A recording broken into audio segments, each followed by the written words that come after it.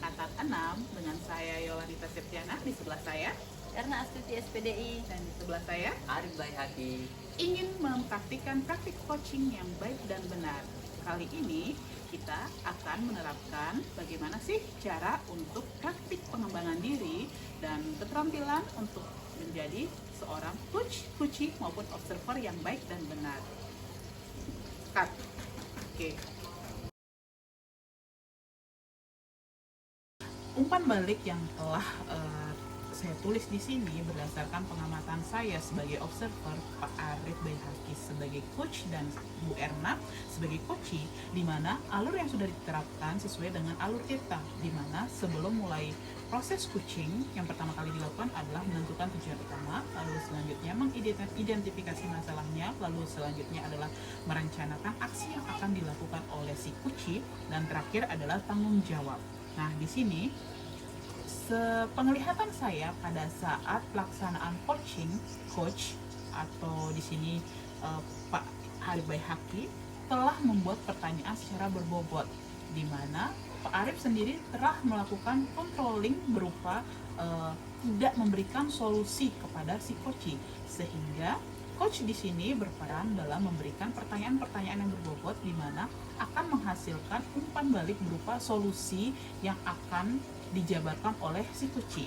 Lalu untuk si coach juga, si coach telah memunculkan potensi-potensi yang dimiliki, yakni dengan mampu menerapkan pengembangan diri yang akan dilakukan pada saat si coach mengalami suatu permasalahan atau hambatan dalam suatu pembelajaran. Nah, kesimpulan yang bisa saya ambil dari kegiatan praktik coaching hari ini adalah kami telah melaksanakan alur tirta secara penuh, di mana terdapat beberapa kemungkinan hambatan yang terjadi karena adanya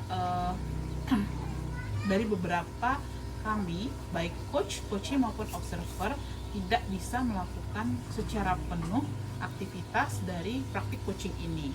Nah, untuk lebih jauhnya, kami di sini juga telah berbagi peran, di mana nanti secara bergantian kami menjadi coach, coachee, dan observer. Ruhul cut. Bismillahirrahmanirrahim. Hari ini kita telah akan melakukan praktik coaching, di mana kami akan bergiliran sebagai coach, coachee, dan observer. Nah, sebenarnya coaching itu apa sih? Coaching itu adalah suatu proses di mana individu mendapatkan keterampilan, kemampuan, dan pengetahuan yang mereka butuhkan untuk dapat mengembangkan diri secara profesional dan menjadi lebih efektif dalam pekerjaan mereka. Lalu sebenarnya di sini kompetensi apa yang ditentukan untuk menentukan keberhasilan dari coaching ini? Yang pertama, mendengarkan aktif. Yang kedua, membuat pertanyaan yang berbobot, dan yang ketiga adalah memberdayakan coaching. Memberdayakan coaching maksudnya di sini adalah coaching akan memunculkan solusi tersendiri, bukan dibantu oleh si coach. Jadi di sini potensi-potensi yang dimunculkan oleh coach itu sendiri akan langsung diterapkan dalam kehidupan sehari-harinya. Dan selanjutnya, untuk alur yang digunakan pada saat coaching akan disampaikan oleh Pak Arif. Jadi proses coaching yang kami lakukan bertiga ini, kami memiliki alur yang kami gunakan ini, ya, kami memakai alur tirta. Tirta itu memiliki alur dimulai dari bagaimana kita menentukan tujuan, kemudian identifikasi, kemudian ada rencana aksi, dan terakhir adalah tanggung jawab. Seperti itu rangkaian coaching yang akan kami lakukan dengan menggunakan alur tirta. Selanjutnya mengenai seperti apa prinsip kami dalam melaksanakan coaching ini akan disampaikan oleh Ibu Erna. Iya, terima kasih kepada rekan saya Pak Arif. Jadi selain kita mengetahui alur tirta tadi, jadi kita sebagai coach juga harus mengetahui prinsip-prinsip coaching itu seperti apa. Jadi prinsip coaching yang pertama adalah adanya kolaborasi antara coach dan coachee yang berorientasi pada hasil dan sistematis. Yang kedua, coach memfasilitasi peningkatan performa kerja, pengalaman hidup, pembelajaran diri, dan pertumbuhan pribadi si coachee.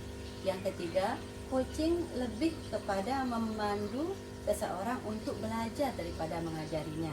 Nah, itulah prinsip-prinsip coaching yang perlu kita terapkan dalam alur tirta ini ya, Pak Guru. Mungkin selanjutnya akan disampaikan oleh Bu Yola. Jadi kesimpulannya, terdapat jenis percakapan yang berbasis coaching yang telah kami lakukan. Yang pertama adalah planning. Ada berupa perencanaan yang akan dilakukan pada saat menemukan suatu permasalahan. Yang kedua adalah problem solving, di mana terdapat solusi dari masalah yang telah dihadapi. Yang ketiga adalah refleksi, merefleksikan apa jenis usaha atau solusi yang ditawarkan ketika coach dan coachee sedang melakukan percakapan pada saat proses coaching. Dan selanjutnya adalah kalibrasi. Mungkin itu saja dari kelompok kami mengenai pengantar praktik coaching. Selanjutnya silahkan dinikmati sajian dari kami. Oke, siap. Pak Arif, ya Allah, gimana kabarnya sekarang? Alhamdulillah baik, Bola. Masya Bola gimana Allah. kabarnya? Gini dapat makin mengembang kita ini lama-lama sama Alam. kurikulum ini.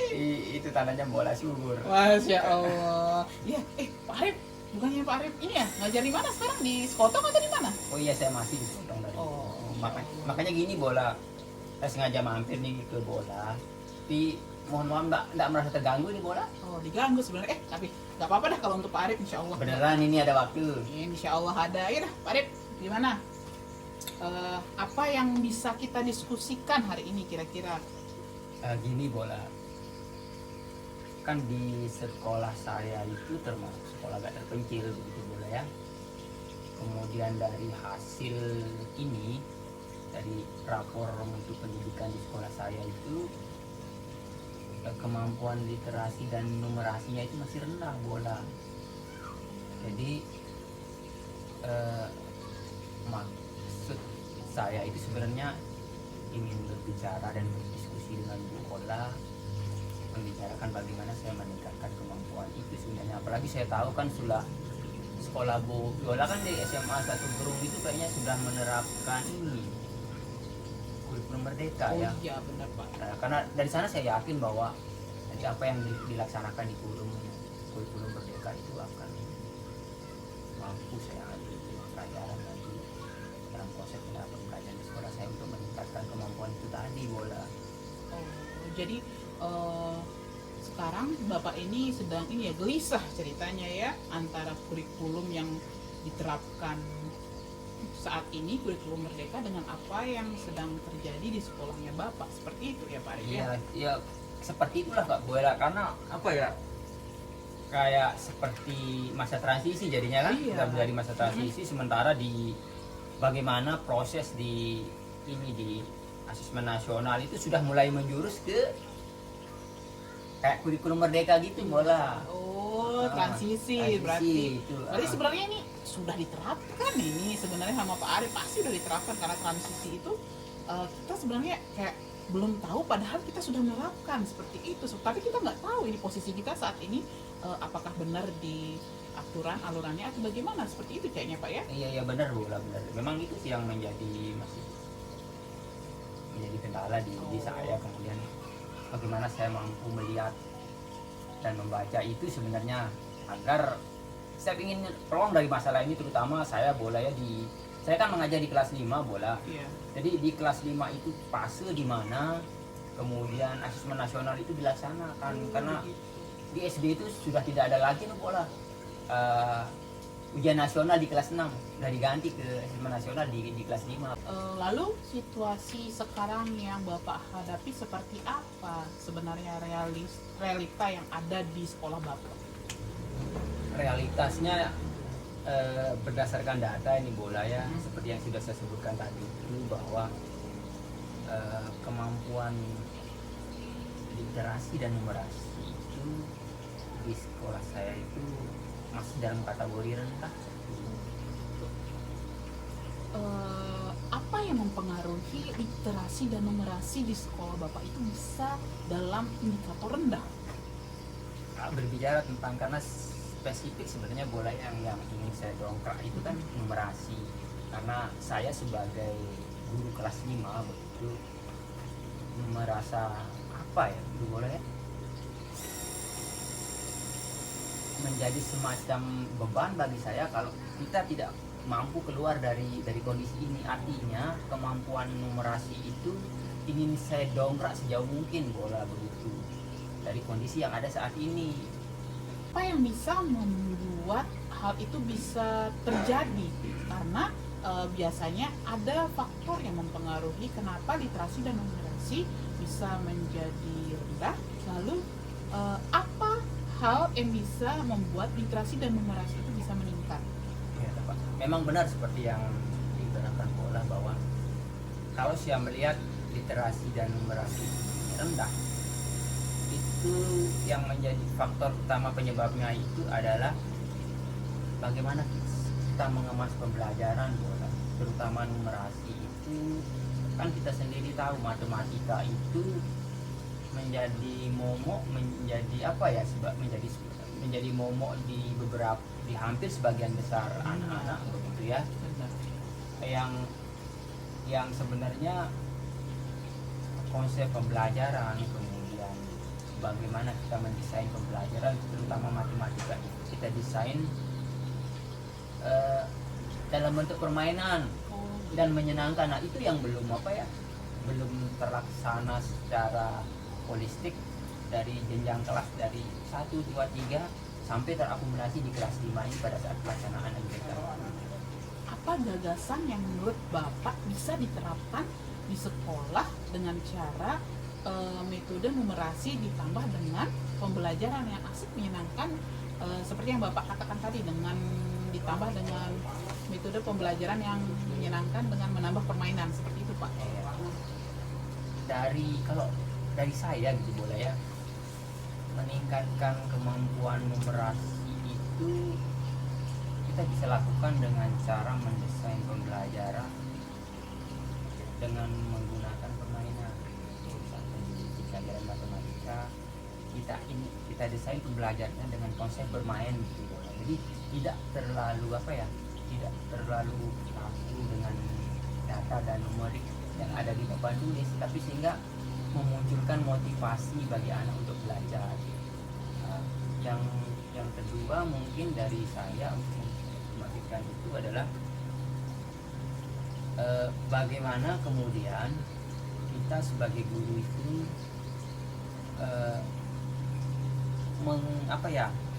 mengkoneksikan materi pembelajaran itu dengan realitas kehidupan sehari-hari sehingga connect dengan pemikiran anak begitu ya. Saya nambah pertanyaan lagi nih, Pak. Jadi untuk perencanaan Bapak ini, bagaimana dan apa yang perlu dipersiapkan untuk mewujudkan gagasan yang telah Bapak sampaikan tadi? Kalau menurut saya banyak hal yang perlu dipersiapkan mulai dari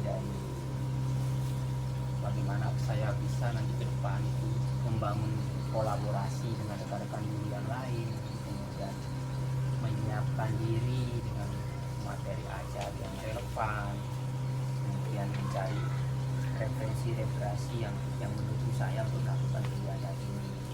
Yang konsep mungkin sebanyak mungkin ini bola pembelajaran dalam bentuk permainan. Lalu bagaimana cara kita memastikan bahwa apa yang telah Bapak sampaikan tadi itu bisa terwujud? Nah, itu mungkin terwujud. Langkah pertama mungkin yang bisa saya lakukan bola dan untuk memastikan itu bisa terwujud adalah saya akan mengkomunikasikan ini dengan kepala sekolah yang pertama. Mengkomunikasikan ini dengan kepala sekolah, kemudian mengkomunikasikan ini dengan guru-guru terutama di level kelas di bawahnya untuk bisa memiliki konsep pemikiran yang sama dengan saya gitu. Lalu apa kriteria atau indikator yang diinginkan dari perencanaan yang Bapak akan lakukan ini? Jadi indikator perencanaannya itu nanti jadi pembelajaran itu terutama kaitannya dengan ketika membelajarkan numerasi di anak itu bisa berjalan. Indikatornya misalnya di dalam kelas itu ya anak sudah mulai ceria, termotivasi, dan kemudian mereka memiliki konsep-konsep dan pemikiran yang mampu menjawab realitas-realitas keseharian mereka begitu. Kemudian di samping itu juga harapan apa indikator lebih jauh, tentu ini tidak bisa diukur dalam jangka pendek boleh ya terkait kemampuan numerasi ini, karena ini dilakukan 1 tahun sekali dalam 1 tahun ajar. Jadi mungkin jangka panjangnya akan meningkat nanti kemampuan numerasi mereka. Kalau kemarin di sekolah saya itu masih posisinya rendah, ya minimal ke depan indikatornya bisa menjadi sedang gitu. Lalu rencana atau solusi lainnya apa kira-kira yang bisa Bapak tawarkan?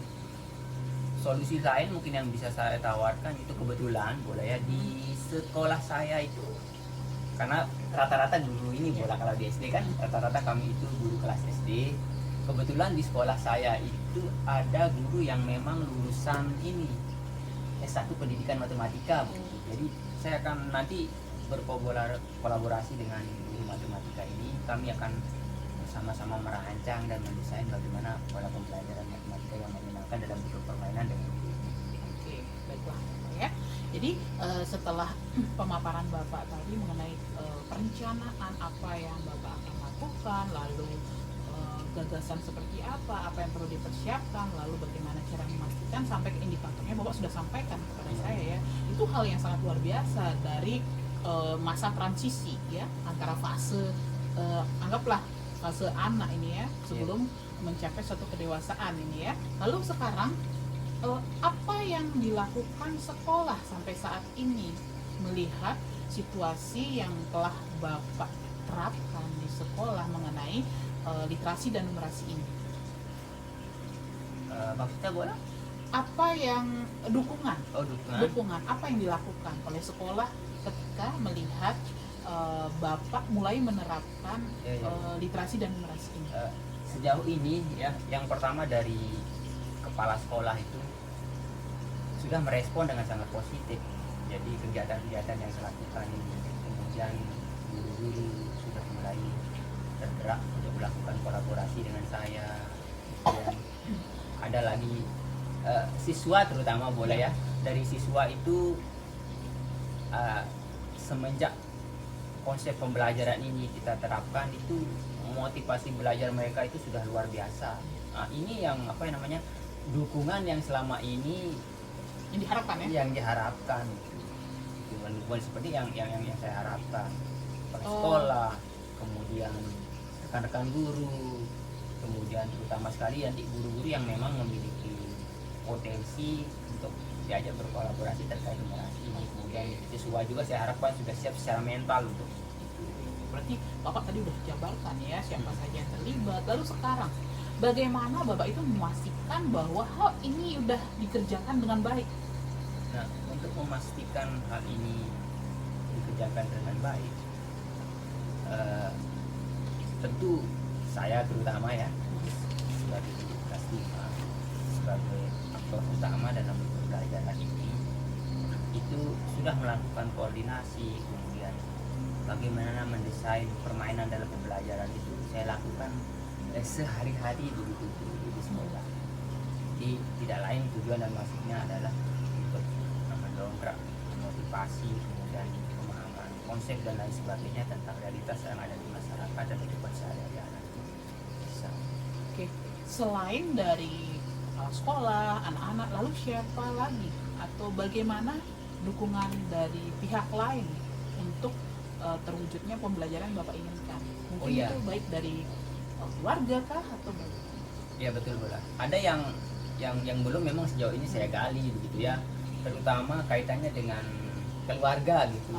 Karena keluarga itu memiliki peran penting ya, dalam memberikan motivasi, kemudian mengawal, menuntun anak, karena sebagaimana kita ketahui bahwa pembelajaran di SD itu hanya sekian jam di sekolah dan selebihnya itu berlangsung di lingkungan keluarga. Tentu saya berharap bisa memaksimalkan potensi yang ada di keluarga itu sebagai penunjang proses pembelajaran ini.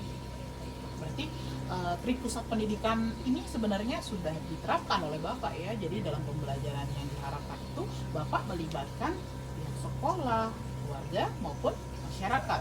Nah sekarang apa yang bisa Bapak simpulkan dari kegiatan diskusi kita hari ini? Baik, boleh. Jadi dari kegiatan diskusi kita hari ini yang dapat saya simpulkan bahwa Dari bagaimana meningkatkan kemampuan numerasi siswa saya terutama ya sampai dengan 1 tahun ke depan terkait dengan pelaksanaan ini UNBK, yaitu menerapkan konsep pembelajaran dalam bentuk permainan itu. Saya akan melibatkan ini, yang pertama kepala sekolah, rekan guru, kemudian orang tua terutama ya, bagaimana kita secara holistik bekerja sama. Kemudian saya terutama sebagai aktor utama itu menerapkan ini, kemudian ditindaklanjuti oleh orang tua. Kemudian ketika ini sudah bisa berjalan ya, harapan lebih jauh itu tentu kemampuan numerasi itu kategorinya itu bisa meningkat, tidak seperti yang terjadi saat ini. Ide yang Bapak tawarkan tadi cukup bagus, bukan cukup lagi, yang sangat bagus di tengah dilemanya sekarang ini pendidikan kita mengenai literasi dan numerasi ya. Jadi yang saya harapkan di sini komunikasi kita terjalin baik ya, untuk memahami bagaimana sih literasi dan numerasi di setiap keadaan atau situasi itu ternyata berbeda-beda ya Pak ya. Iya. Semoga dengan adanya diskusi kita hari ini tuh dapat suatu hasanah ya, kayak seperti suatu kesimpulan bahwa tidak ada di sini yang dibeda-bedakan. Nah, Bapak sudah menerapkan beberapa solusi dari yang ditawarkan untuk meningkatkan literasi dan numerasi ya Pak ya. Terima kasih Pak waktunya. Oh ya, oh gini boleh ya. Jadi ini kayaknya mendesak bagi saya, boleh ya. Kayaknya sesegera mungkin akan saya laksanakan ini. Oh begitu Pak. Tapi begini bola, bagaimana hasilnya nanti selama pelaksanaan ini kira-kira gimana ya? 2 minggu udah boleh ya? Oh. 2 minggu dari sekarang, boleh enggak saya minta waktunya Bu Ola untuk mendiskusikan balik ini lagi? Oh bisa dong Pak. Bener bisa nih? Bisa dong. Oke, Buat siap. Bapak apa sih diskusi Makasih itu kan? kalau gitu buat Bu Ola. Siap. Sukses Iya, buat kita sukses semua. ya. Oke dah kalau itu Pak Arif, saya mau Oke. pulang dulu. Oke, makasih bola ya. Oke, Assalamualaikum warahmatullahi wabarakatuh, Pak Waalaikumsalam Arif. warahmatullahi wabarakatuh. Assalamualaikum warahmatullahi wabarakatuh.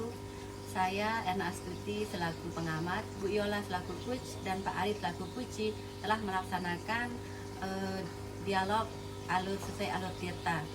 Jadi umpan balik yang bisa saya sampaikan, pertama, pada dialog alur Tirta ini sudah berjalan dengan sangat baik karena coach sudah memberikan pertanyaan-pertanyaan pemantik sehingga Puci bisa memberikan jawaban-jawaban dan solusi atas permasalahan yang dia sampaikan sendiri.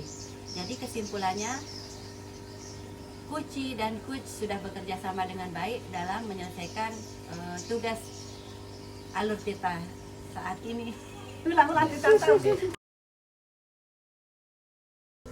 Assalamualaikum Pak Arif, selamat siang. Waalaikumsalam warahmatullahi wabarakatuh. Selamat siang juga Bu Ena. Tumben ini Bu Ena. Ya gimana kabarnya Pak Arif? Alhamdulillah sehat juga ini. Gini Pak, sebenarnya alhamdulillah kita ketemu hari ini ya. Iya. Ada yang ingin saya sampaikan. Selama ini saya jadi beban ini dalam pikiran saya Pak Guru. Oh iya, ya bisa, menarik juga nih, kebetulan ini Bu Ena nih saya lagi ada waktu luang.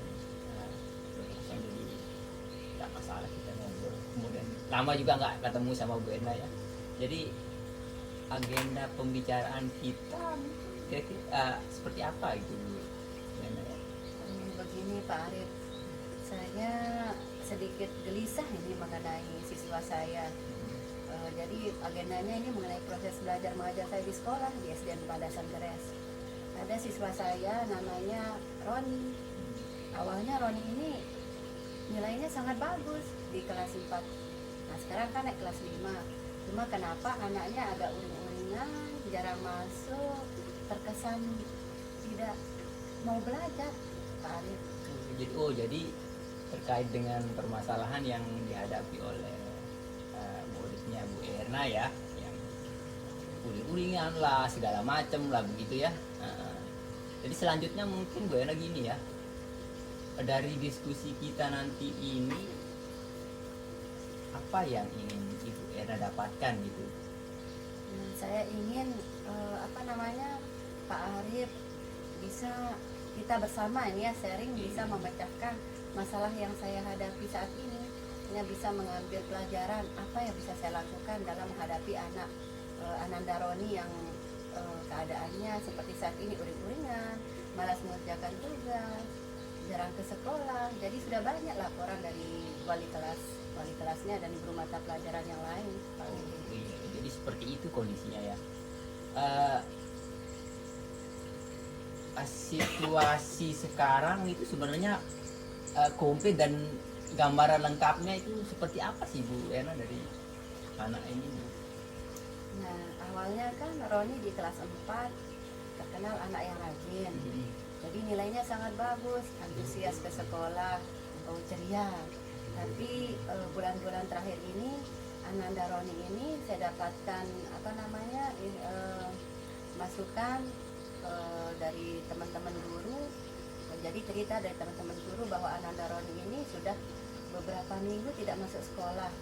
Terus nilainya juga agak turun karena jarang mengerjakan tugas. Terus kalau di sekolah itu kelihatan murung, tidak ada interaksi dengan temannya juga berkurang, tidak ada keceriaan seperti di kelas 4 yang lalu Pak Guru.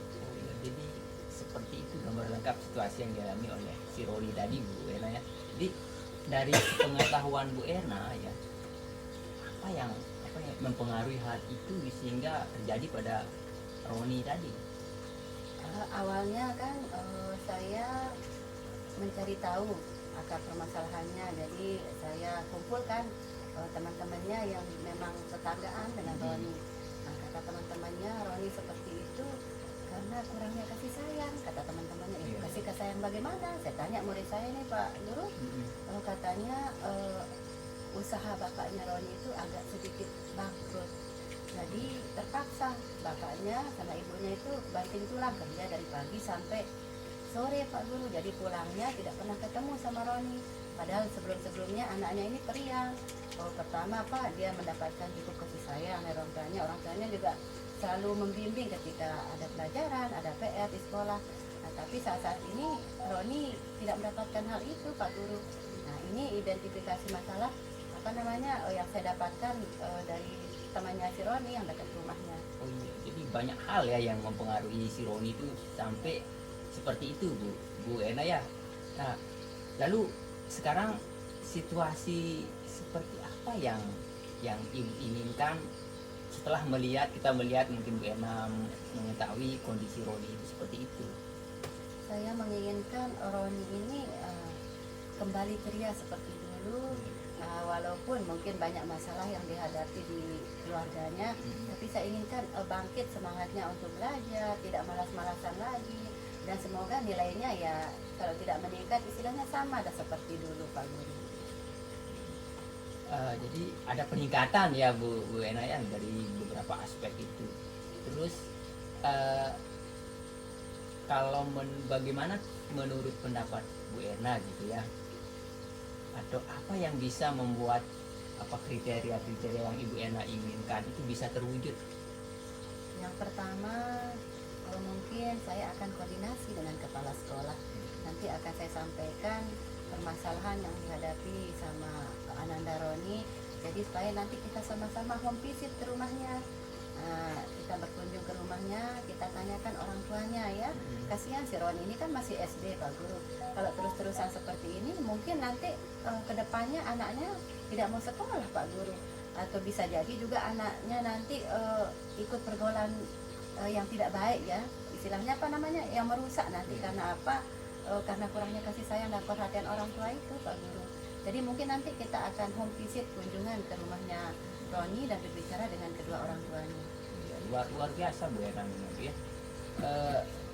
Lalu Bu Ena punya gagasan enggak terhadap situasi yang dihadapi oleh si Roni ini? Kalau gagasan saya sebaiknya Roni ini kita ajak bicara dari hati ke hati seperti itu ya Pak Guru ya. Dari hati ke hati kita tanya permasalahan yang dia hadapi. Terus istilahnya kita berikan dia perhatian lebih karena kurangnya kasih sayang dari kedua orang tuanya mungkin Pak Guru. Jadi dari kita sebagai gurunya supaya dia menganggap kita itu sebagai orang tua kedua lah di sekolah. Jadi dia bisa terbuka ya bisa apa namanya permasalahannya itu yang dihadapi itu kita pecahkan bersama. Nah, supaya Ananda Roni ini jadi lebih giat lagi belajar seperti yang lalu-lalu Pak Guru.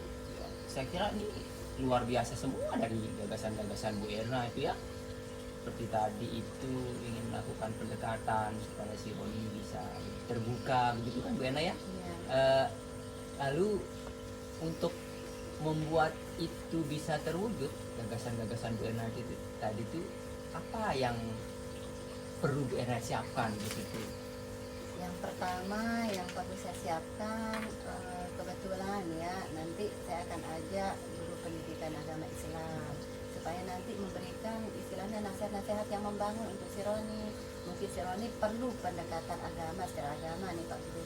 Yang kedua saya akan ajak wali kelasnya apa namanya untuk langsung istilahnya apa kita home visit ke rumahnya, kalau bisa dengan kepala sekolah Pak Guru, kita tanyakan langsung kedua orang tuanya permasalahan ini supaya apa si Roni benar-benar mendapatkan perhatian juga dari kedua orang tuanya.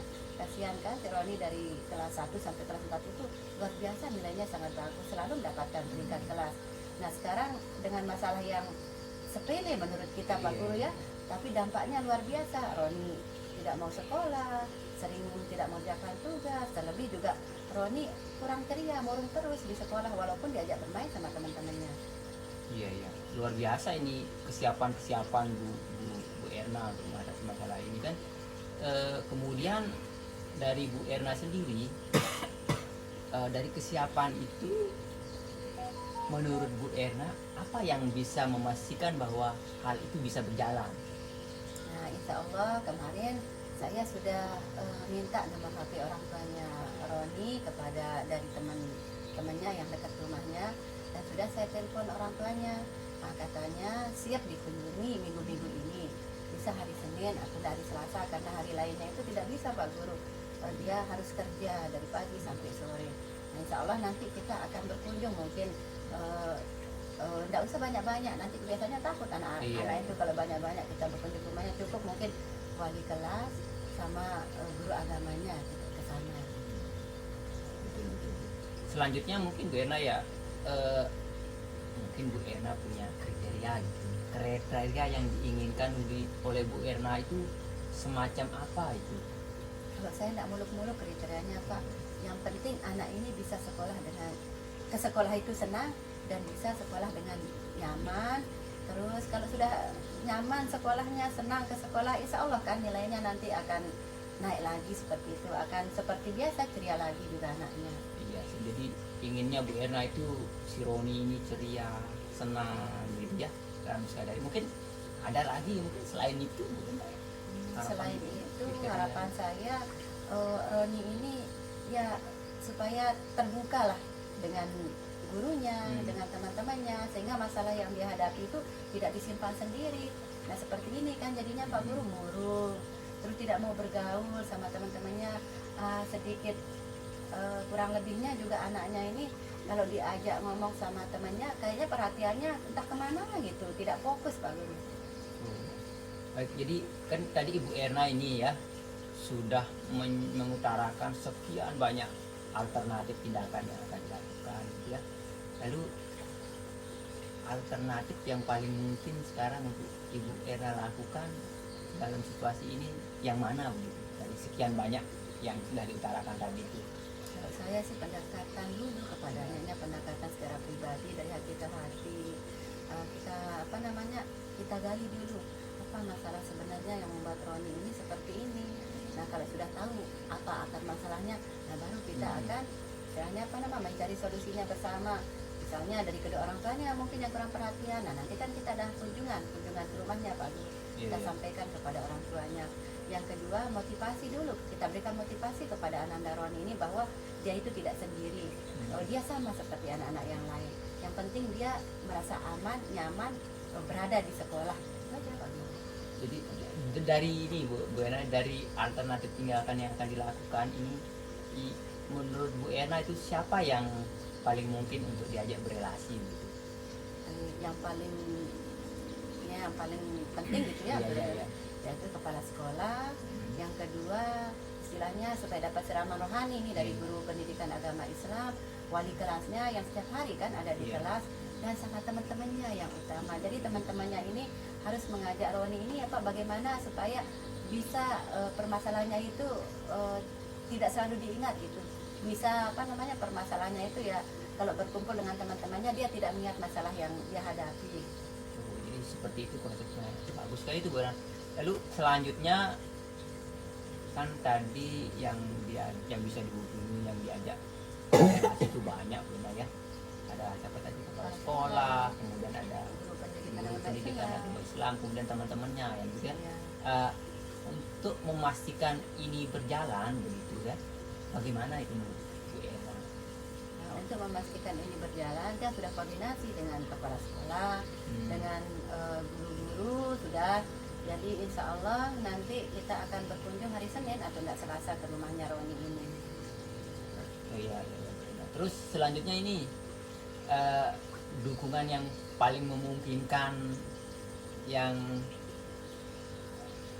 untuk Ibu Erna minta itu dari mana saja ini? Pertama dukungan moral mungkin ya, dukungan moral. Nah dia harus dapatkan dari orang tuanya ini Pak Guru. Makanya kita akan berkunjung ke rumahnya supaya nanti kita berikan arahan kepada nasihat istilahnya ya, arahan kepada orang tuanya bahwa umur-umur yang anak-anak usia SD ini sangat membutuhkan kasih sayang dan perhatian supaya dia bisa terarah Pak Guru. Tidak hanya mendapatkan kayak materi mungkin Iya, ya, iya. apalagi cerita dari temannya kan. Si Roni ini anak yang berada ketika orang tuanya bangkrut, istilahnya bangkrut usahanya, dia jadi begini. Nah, mungkin dukungan moral, dukungan kasih sayang dari orang tuanya, dan juga dukungan dari kita, dari warga sekolah, termasuk teman-temannya Pak. Oh iya, iya. Jadi sangat lengkap sekali di Bu Erna ya, baik dari faktor keluarga itu kan, dari lingkungan sekolah itu menjadi satu dukungan yang holistik yang dibutuhkan oleh Roni ya. Jadi dari serangkaian percakapan kita dari tadi nih Bu Erna ya, sudah mengutarakan banyak hal, kemudian ide-ide dan gagasan gitu ya. Apa yang ingin Bu Erna sampaikan sebenarnya dari sesi percakapan kita hari ini? Jadi yang bisa saya simpulkan dari sesi percakapan kita hari ini, jadi sebenarnya Ananda Roni ini adalah anak yang cerdas Pak Guru, kreatif juga anaknya. Jadi hanya saja karena kurangnya perhatian dari kedua orang tua, karena ada masalah keluarga, jadi dia seperti ini. Jadi Ananda Roni ini hanya butuh dukungan moral dari kita bersama ya, terus dukungan kasih sayang, perhatian dari kedua orang tuanya. Insya Allah juga Ananda tidak terlalu serius sih masalahnya. Ananda Roni ini bisa menjadi orang lebih baik lagi. Iya, luar biasa. Jadi intinya saya melihat begini Bu Erna, Ibu Erna sudah menemukan ide, kemudian gagasan-gagasan yang mungkin dan realistis untuk dilaksanakan, sehingga muridnya Bu Erna, si Roni ini bisa keluar dari permasalahan yang ada gitu kan Bu Erna ya. Jadi semoga jadi dari ide yang terungkap dan gagasan dari Bu Erna ini, Bu Erna sendiri bisa menjalankan tugas begitu Bu Erna ya, terlepas dari segala macam permasalahan dan unek-unek yang Bu Erna bilang tadi, mengganggu lah segala macam lah. Kapan kira-kira Bu Erna akan laksanakan ide dan gagasan itu? Insya Allah minggu-minggu ini secepatnya lebih baik Pak Guru, karena kasihan anaknya kan sebentar lagi ujian semester Pak Guru. Oh iya, iya. Semangat lah Bu Guru ya, semangat luar biasa ini Bu. Jadi senang saya sekali di kesempatan ini bisa sharing-sharing percakapan seperti ini dengan Bu Erna. Harapan saya semoga Bu Erna sukses selalu dalam menjalankan tugas sehari-hari Bu Erna ya. Amin. Terima kasih Pak Guru ya atas waktunya. Oh iya, sama-sama. Tapi ini Bu Erna, jangan sungkan-sungkan lah. Kalau sudah dilaksanakan itu tidak masalah. Insya Allah saya selalu punya waktu untuk kita diskusi semacam ini Bu Erna ya. Nah, sekali lagi terima kasih Pak. Maaf sudah mengganggu. Oh, ini, tidak Pak. apa-apa. Mungkin nanti lain kali juga saya sering sharing sama Pak Siap Bu Guru. Erna, siap. Supaya siap, tidak siap. menjadi beban tersendiri, saya simpan sendiri, tidak ada temannya curhat. Itulah gunanya teman kan, untuk berkolaborasi. Semangat Bu Erna. Ya, terima kasih Pak ya. Sama-sama. Saya izin dulu nggih. Iya, Assalamualaikum. silakan. Waalaikumsalam warahmatullahi wabarakatuh. Umpan balik yang telah saya tulis di sini berdasarkan pengamatan saya sebagai observer, Pak Arif Baihaqi sebagai coach dan Bu Erna sebagai coachee, di mana alur yang sudah diterapkan sesuai dengan alur kita, di mana sebelum mulai proses coaching yang pertama kali dilakukan adalah menentukan tujuan utama, lalu selanjutnya mengidentifikasi masalahnya, lalu selanjutnya adalah merencanakan aksi yang akan dilakukan oleh si coachee, dan terakhir adalah tanggung jawab. Nah, di sini sepenglihatan saya pada saat pelaksanaan coach atau di sini Pak Arif Baihaqi telah membuat pertanyaan secara berbobot, di mana Pak Arif sendiri telah melakukan controlling berupa tidak memberikan solusi kepada si coachee, sehingga coach di sini berperan dalam memberikan pertanyaan-pertanyaan yang berbobot, di mana akan menghasilkan umpan balik berupa solusi yang akan dijabarkan oleh si coachee. Lalu untuk si coachee juga, si coachee telah memunculkan potensi-potensi yang dimiliki, yakni dengan mampu menerapkan pengembangan diri yang akan dilakukan pada saat si coachee mengalami suatu permasalahan atau hambatan dalam suatu pembelajaran. Nah, kesimpulan yang bisa saya ambil dari kegiatan praktik coaching hari ini adalah kami telah melaksanakan alur tirta secara penuh, di mana terdapat beberapa kemungkinan hambatan yang terjadi karena adanya dari beberapa kami, baik coach, coachee maupun observer, tidak bisa melakukan secara penuh aktivitas dari praktik coaching ini. Nah, untuk lebih jauhnya, kami di sini juga telah berbagi peran, di mana nanti secara bergantian kami menjadi coach, coachee, dan observer. Ruhul Kat